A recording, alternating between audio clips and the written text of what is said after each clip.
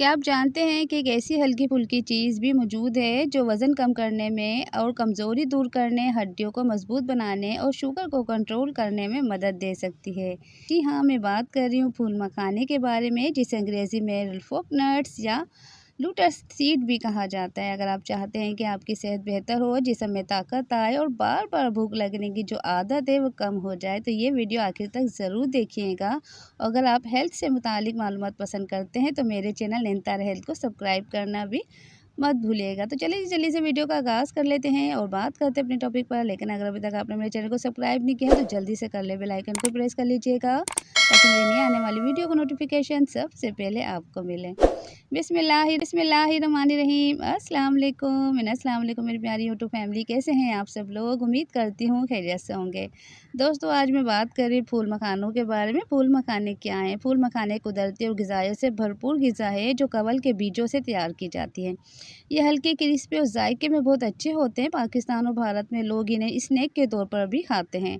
इसमें प्रोटीन है, fibre, calcium, magnesium, iron और एंटीऑक्सीडेंट पाए जाते हैं जो जिस्म को ताकत देने में मदद देते हैं।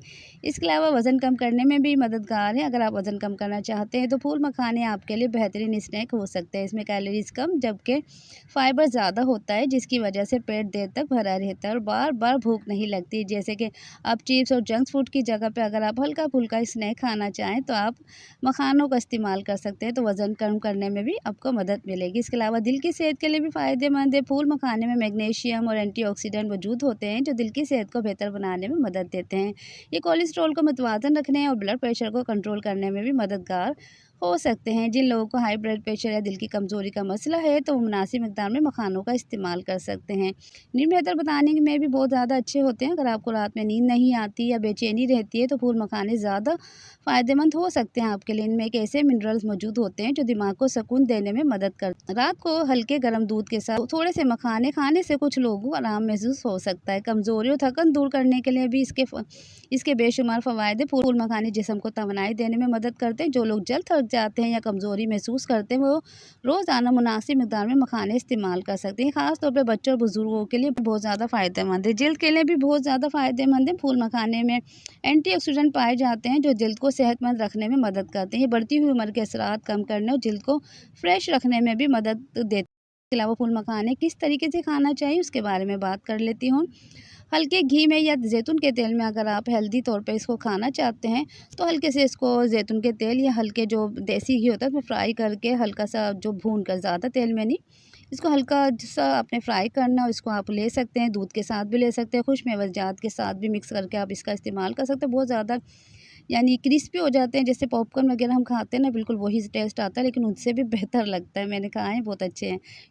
शाम के हल्के-फुल्के स्नैक के तौर पर आप इसका इस्तेमाल कर सकते हैं ग्रीन टी के साथ। ज़्यादा नमक या जैतून का तेल आपने इस्तेमाल नहीं करना, ना इसमें नमक आपने ऐड करना है। अगर सादा भी इसको आप जो फ्राई पैन में इसको करेंगे ना क्रिस्पी, ये क्रिस्पी हो जाएगा बगैर तेल के भी। और एहतियात आपने क्या करनी है, हर चीज़ की तरह फूल मखाने भी मुनासिब मिक़दार में ही खाने चाहिए। ज़रूरत से ज़्यादा खाने से कुछ लोगों को गैस या पेट में भारीपन भी हो सकता है। अगर आपको कोई बीमारी या ख़ास किस्म की कोई डाइट फ़ॉलो कर रहे हैं तो डॉक्टर से पहले मशवरा कर लीजिएगा।